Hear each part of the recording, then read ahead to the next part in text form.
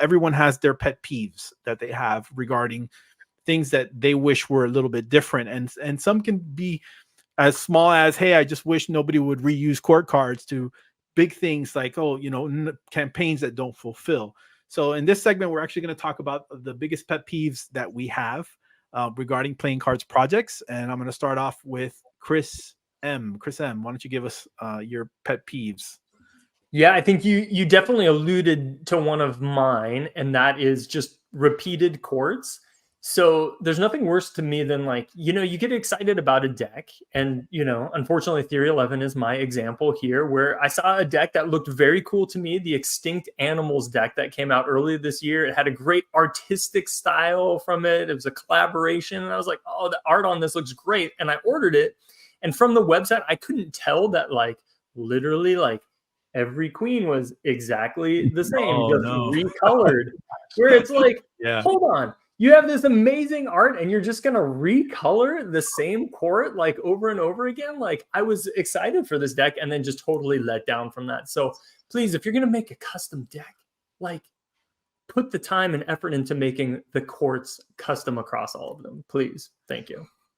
Yeah, I can see that. I think in general, when you're looking at court cards across decks, it's like a tricky thing, right? Because some people will not buy a deck that has quote unquote standard courts, even if they're customized, right? Even if they're redrawn by Lorenzo or anybody really, that they have decided that they want things that are completely 100% custom in every which way. So I can see that. What about you, CH? Give me one of your pet peeves. Yeah, if I could hit on just one. Oh, you can talk to me about any. I'll talk to you about a couple. So we did a playing card collector survey earlier this year, and got a lot of great feedback from card collectors. Almost 200 respondents to the survey. And to your earlier point, the number one requested feature of a deck of cards is our custom courts. Right. And that's number one on the list. And the number one pet peeve of our survey respondents, and for me too, are overinflated prices of decks. And it's there are lots of reasons to price decks certain ways, and but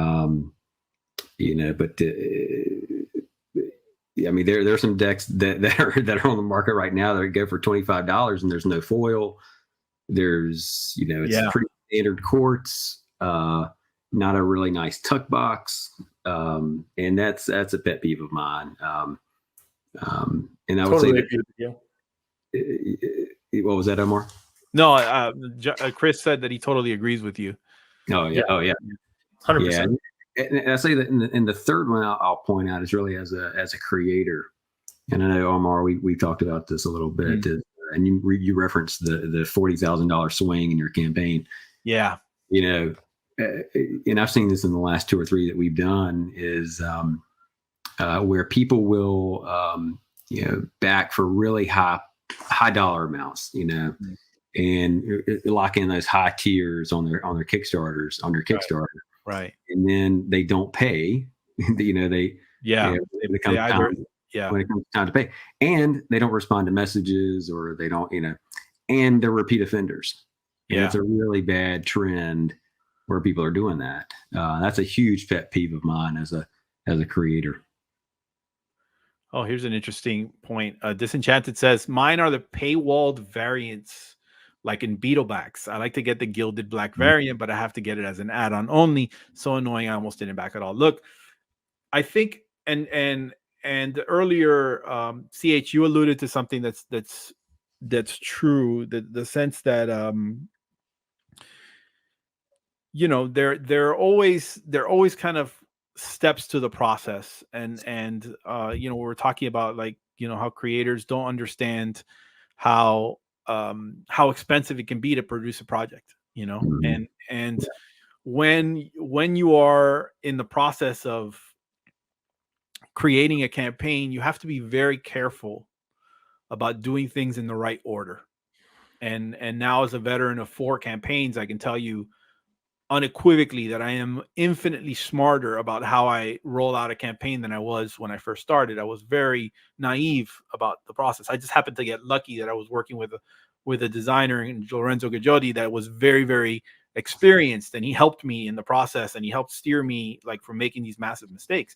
But you can get underwater really fast if you're not careful. Yeah. So one of the reasons certain decks become paywalled, I can speak to this specifically, is because you need to be able to pay for the other ones before you can unlock the features of one of the paywalled decks. So in the particular case that Disenchanted is mentioning, it's we did a Beetlebacks campaign recently. One of the decks was the black and gold edition, and then we had a gold Chuck edition that was the same cards but gilded, you know. And we wanted to make sure that we could afford to print the black and gold editions before we can gild them, because otherwise it becomes very problematic if your numbers are not correct, and you have to do things in a specific order. But I understand that, and you are absolutely 100% entitled to feel the way that you do. I think as creators, the three of us understand that it's impossible to make everyone happy. You can try your best, and that's all you can ask for. As a backer or somebody who is looking forward to potentially funding a campaign.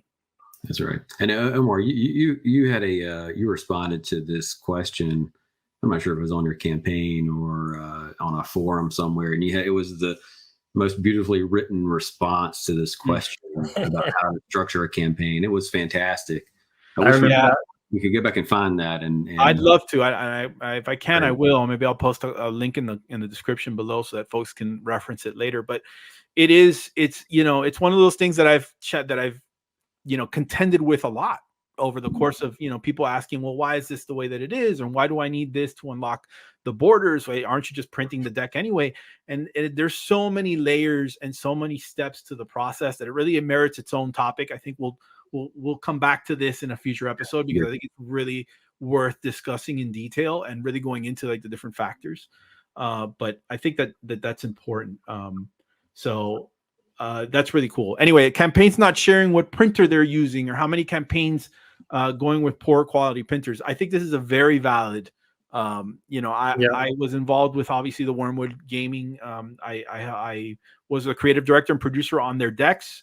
I didn't have anything to do with their campaign or campaign management. I know that there was some frustration when the Cardamundi thing happened. Obviously, Cardamundi recently had a hiatus where they're only now in 2024 going to come back to printing custom playing cards. They suspended custom playing card production for a while. And I think that offset a lot of expectations for a lot of people, and it just kind of created some chaos. And companies like Wormwood decided to use a different printer. And I think that sometimes rather than have that problem and say, hey, oh my God, I have to change printers midstream, they don't give a printer in the beginning and to kind of circumvent the problem. But I think it's fair. It's a very fair, valid criticism, I think, for people who don't do that. You should cut the last 3 minutes and pin it somewhere. I feel like I've heard the Reddit. Yeah, look, I think we will definitely devote some more time to this particular topic, in a future episode. But I think for now, I think we've touched on a bunch of stuff that I think are definitely pet peeves. Let us know in a comment below if there's any pet peeves that you particularly have that you'd like to see remedied, or what you think content creators, playing cards project creators can do better to make sure that they don't trigger those pet peeves in you.